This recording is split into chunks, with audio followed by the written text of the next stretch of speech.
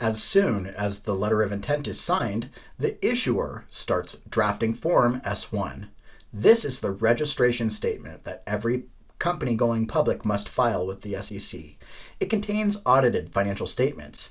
It provides full and fair disclosure, not only about the company, its products, the management, but in particular, the risks associated with buying this particular issue.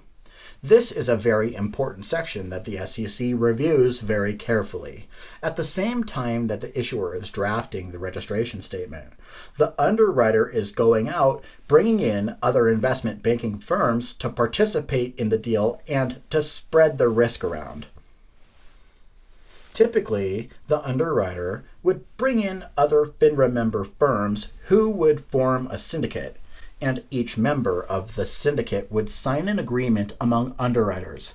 The underwriting firm that brings in these other members and forms the syndicate becomes the lead underwriter on the deal and makes all the decisions on behalf of the syndicate.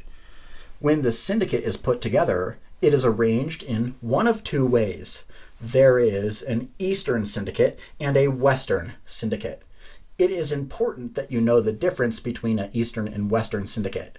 An Eastern syndicate is referred to as an undivided syndicate, while a Western syndicate is referred to as a divided syndicate. Let's look at the difference between these two. It is best illustrated using an example. A company has a 5 million share offering. There are 10 syndicate members, including the lead underwriter, sharing equally in the deal. Underwriter A sells all of its commitments, except 50,000 shares. The total remaining unsold is 1 million shares.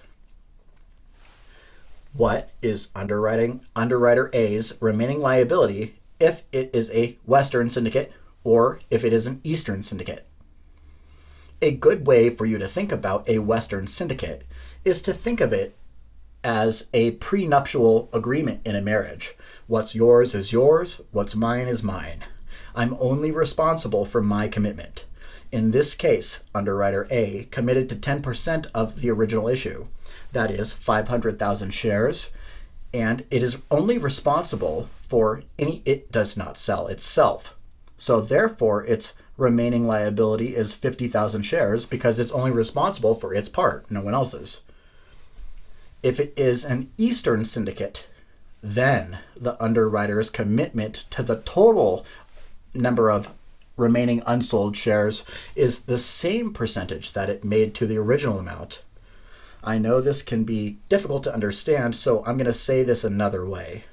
Whatever percentage of commitment that the underwriter made to the original offering, which was 10% of 5 million shares, the underwriter must eat the same percentage of the total that remains unsold. So, therefore, Underwriter A's remaining liability is 100,000 shares, 10% of the 1 million that remains unsold. Once the lead underwriter has established the syndicate, if they are having problems selling the offering, the lead underwriter can go out and bring in a selling group. A selling group would consist of other FINRA member firms who would be solely responsible for selling the new issue. The selling group, therefore, has no financial liability whatsoever.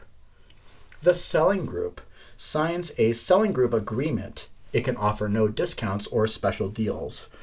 Although most importantly, it receives what's known as a selling concession for its efforts. If a selling group has to be brought into an underwriting, then the largest expense of the new issue would be the selling concession. Why? Because the selling group's incentive is the payout, and they will want a substantial amount of the payout in order to be motivated to sell the new issue.